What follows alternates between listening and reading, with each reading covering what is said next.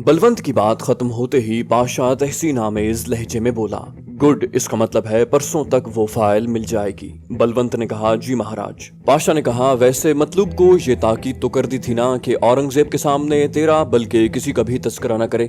बलवंत ने कहा, जी महाराज, मैंने खुसूसी तौर पर ये ताकीद की थी, और अगर मैं ना भी कहता तब भी मतलूब ऐसा आदमी है कि किसी तीसरे को ऐसी बातों की भिनक नहीं पड़ने देता। कहकर पाशा ने इस बात में सर हिलाया और फिर उसके कुछ कहने से पहले उसका मोबाइल बोल उठा। उसने कॉल अटेंड की। जी सर, आप कहाँ हैं? उसे विक्रम की आवाज में गहरी परेशानी झलकती नजर आई। पाशा ने पूछा, क्यों, खैर तो है? विक्रम ने कहा, आपके पास आकर बताऊंगा। वो फोन पर बात नहीं करना चाह रहा था। पाशा ने कहा, मैं कमरुद्दीन के मकान में हूँ, यहीं आ जाओ। उसने चंद्रपाल का कोड नाम लिया। ठीक है सर कहकर विक्रम ने राब्ता मुनक़ता कर दिया। वो मोबाइल को सामने बड़ी टेबल पर रखते हुए बोला। विक्रम था, काफी परेशान लग रहा था। बलवंत ने तशवीश जाहिर की, वो परेशान होने वाला बंदा तो है नहीं। चंद्रपाल ने ख्याल जाहिर किया, आज उसने मस्जिद में धमाका भी करवाना था, शायद इसी ज़िम्न में कोई हादसा पेश आ गया हो। पाशा ने उसकी तायद की, मेरा भी यही गुमान है। वो तीनों विक्रम के आने तक उसी के बारे में महवे गुफ्तगू रहे। विक्रम आध पौन घंटे के बाद उनके पास पहुंच गया और आते ही पाशा को नमस्कार करके बगैर किसी तमहीद के बोला,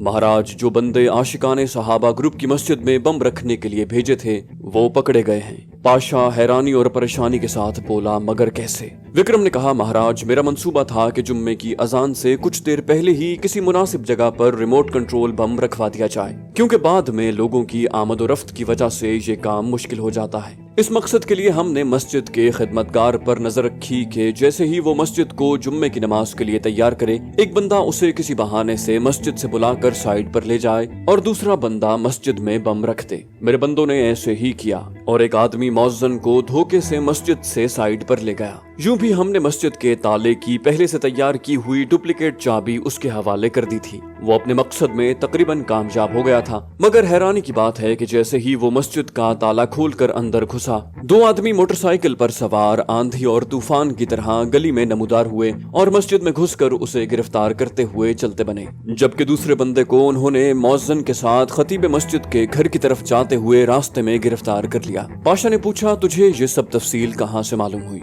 विक्रम ने कहा, मैं दूर दूर से उनकी निगरानी कर रहा था। पाशा ने पूछा, बम रिमोट कंट्रोल था? विक्रम बोला, जी महाराज।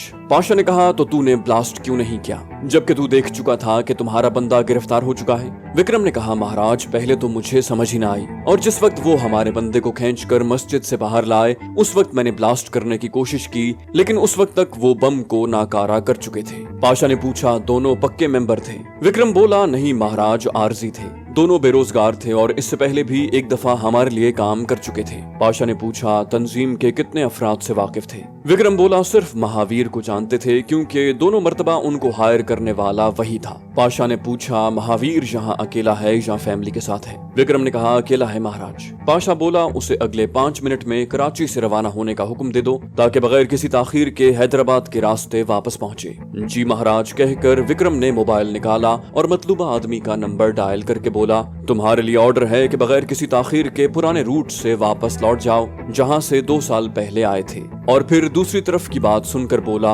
हाँ, ये महाराज पाशा का ही हुक्म है। कॉल खत्म होते ही बलवंत बोला, महाराज, हो सकता है विक्रम पर भी उनकी नजर हो, क्योंकि ये भी अपने आदमियों की निगरानी के लिए वहीं पर मौजूद था। पाशा ने बलवंत की राय से इत्तेफाक न किया, बोला, नहीं, ऐसा नहीं है, क्योंकि ऐसी सूरत में वो इसको भी गिरफ्तार कर लेते। विक्रम ने जल्दी से सफाई पेश की, सर, एक तो मैं मोहतात था और दूसरा वो दोनों भी मुझे नहीं जानते थे। बलवंत उसकी सफाई से मुतमईन नहीं हुआ, बोला, यहाँ का रुख करते वक्त ताक़ुब का ख्याल रखा था। विक्रम बोला, ये तो मेरा मामूल है सर। बलवंत ने पाशा से कहा, महाराज, इनकी निगरानी के अंदेशे को नजरअंदाज नहीं किया जा सकता। पाशा मुस्तफसिर हुआ, तो फिर? बलवंत बोला, तो फिर हमें फिलफौर यहाँ से गायब हो जाना चाहिए। पाशा ने कहा, बलवंत, तेरी तशवीश बजा है, मगर ये भी हकीकत है कि मुझे विक्रम पर बहुत ज्यादा एतमाद है। अगर इससे थोड़ी सी भी गलती हुई होती तो ये लाजिमन बता देता। इसके अलावा अगर तुम गौर करो तो आसानी से समझ लोगे कि उन दोनों जवानों के गिरफ्तार होने की वजह यह है कि उस मस्जिद की सख्ती से निगरानी हो रही थी, इसलिए जो भी मशकूक शख्स मस्जिद या मस्जिद से मुताल्लिक किसी भी शख्स के करीब जाता उसने पकड़ा जाना था, जबकि विक्रम से इस किस्म की कोई हरकत सरजद नहीं हुई, इसलिए ये लामहला महफूज है। बलवंत मुतमईन होते हुए बोला, ठीक है महाराज, मुझे भी विक्रम पर भरोसा है, मैं तो बस एहतियात के तौर पर ये मशवरा दे रहा था। पाशा ने कहा, विक्रम अब तुम जाओ और चंद दिन के लिए तमाम कार्रवाइयां मौखर कर दो। ठीक है महाराज, कहता हुआ विक्रम खड़ा हुआ और पाशा को नमस्कार करते हुए वहां से रुखसत हो गया। उसके कमरे से निकलते ही पाशा बलवंत से मुखातिब हुआ। बलवंत, तूने भी मोहतात रहना है। बेहतर तो यही है कि तुम मतलूब से बराह रास्त मिलने की बजाय किसी दूसरे आदमी को उसके पास भेजते और खुद उसकी निगरानी करते, लेकिन अब चूंकि तुम बराह रास्त उससे मिल चुके हो, इसलिए दोबारा भी खुद ही जाना। बलवंत ने कहा, महाराज इसके बारे में आपसे मशवरा किया तो था। पाशा ने कहा, हाँ उस वक्त मेरा ध्यान नहीं गया। खैर कोई बात नहीं, जहाँ तक मेरा अंदाजा है मतलूब फिलहाल एजेंसी की नजर में नहीं आया। बहरहाल अब तुम जाओ और इस दौरान जब तक के मतलूब से तेरी मुलाकात नहीं हो जाती उसकी निगरानी करवाते रहना। पाशा की ये बात मीटिंग के खत्म होने का ऐलान था। कराची के इलाके कायदाबाद फ्लाईओवर के करीब धमाका। रोशनी के शहर कराची को तारीक करने की साजिशें बेनकाब। भारतीय एजेंसी रॉ की चालबाजियां, मक्कारियां, एक ऐसे नौजवान की दास्तान जिसे हालात ने दहशतगर्द बनने पर मजबूर किया। बदनाम जमाना एजेंसी ब्लैक वाटर के गलीज धंधे, पाकिस्तानी ISI के कारनामे, मुल्क की खातिर कुर्बानियां, स्नाइपर और भगोड़ा के बाद पेश खिदमत है रियाज आकिब कोहलर का एक और शाहकार नॉवल दलदल।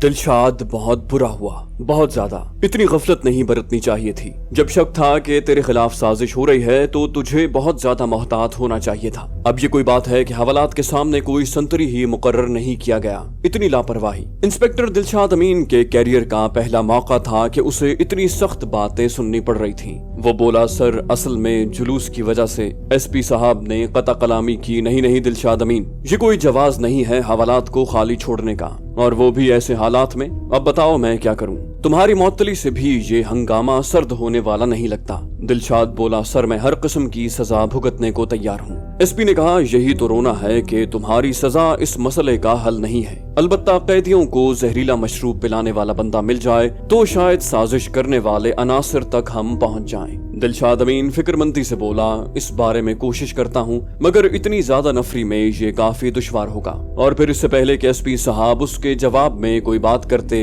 एक हवालदार इजाजत तलब करके ऑफिस में दाखिल हुआ। इंस्पेक्टर दिलशाद ने पूछा, हाँ खुर्शीद क्या बात है? हवालदार ने कहा, सर NON के जुलूस के मुकाबिल APM का एक छोटा सा जुलूस बन गया है जो आपके नाम के नारे लगा रहा है और दिखाई ये दे रहा है कि थोड़ी देर तक शायद जवानिब के शुरकाए जुलूस उलझ पड़े। SP साहब परेशानी के आलम में खड़े हो गए। ओह नो, मुझे पहले से शक था कि इस साजिश का टारगेट एक आम किस्म का इंस्पेक्टर नहीं हो सकता। ये कहते हुए वो इंस्पेक्टर दिलशाद से मुखातिब हुआ। दिलशाद, किसी भी तरीके से इन जुलूसों को मुंतशिर करना पड़ेगा। दिलशाद ने कहा, हमारी नफरी कम है सर, इस नफरी के साथ 2 जुलूसों को मुंतशिर करना बहुत मुश्किल काम है। SP ने कहा, मजीद नफरी मंगवा लो, जल्दी करो। ये न हो कि बाहर अचानक फायर की आवाज आई और SP अपनी बात पूरी न कर सका। वो घबरा कर बोला, चेक करो, पुलिस वाले तो ये फायर नहीं कर रहे। और हवालदार खुर्शीद जी सर कहते हुए भागता हुआ कमरे से निकल गया। इसी असना में मजीद 2-3 फायर हुए और SP के तजुर्बाकार कानों को ये अंदाजा लगाने में कोई मुश्किल पेश न आई कि वो हवाई फायर नहीं थे।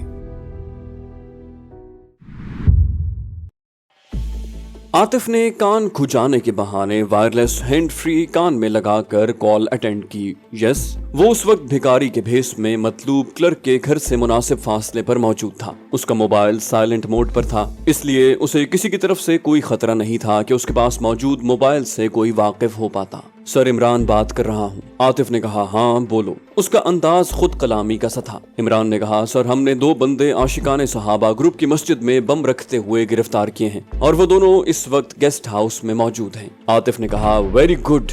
वो बमुश्किल बेसाख्ता उमड़ पड़ने वाली खुशी के तासुरात को छुपा न सका। तुम उनका ख्याल रखो, मैं आधे घंटे में पहुंच रहा हूं। इमरान ने कहा, ठीक है सर, आपके आने तक हम उन्हें खुशामदीद कहते हैं ताकि वो परेशान न हो जाएं। और आतिफ ने ओके कहकर राब्ता मुनक़ता कर लिया। बात करने के दौरान भी उसने गिरदोपेश पर गहरी निगाह रखी हुई थी और राब्ता खत्म करने के बाद चंद लम्हे मजीद माहौल का जायजा लेकर वो वहां से खिसक गया। मतलूब की निगरानी के लिए उसने यूं भी दूसरे बंदे मुतय्यन किए हुए थे। उसके वहां से चले जाने पर कोई खास फर्क न पड़ता। अपने हुलिये के बमूजिब वो टहलता हुआ वहां से निकला। उसका रुख अपने करीबी सेंटर की तरफ था जहां वो अपना मौजूदा हुलिया तब्दील करके उस जगह तक जा सकता था जिसका कोड नाम इमरान ने गेस्ट हाउस बताया था। इस करीबी मरकज में अपना हुलिया ठीक करके उसने मोटरसाइकिल पकड़ी और ठीक आधे घंटे बाद वो गेस्ट हाउस के सामने था। गेस्ट हाउस की जाहिरी साख्त बिल्कुल आम इमारत की सी थी, लेकिन अंदर से वो एक जदीद किस्म का कैद खाना और इन्वेस्टिगेशन सेंटर था। उसमें ज्यादातर कमरे साउंड प्रूफ थे, जिसकी वजह से दौरान तफ्तीश मुजरिमों की चीखों पुकार किसी को भी सुनाई न देती।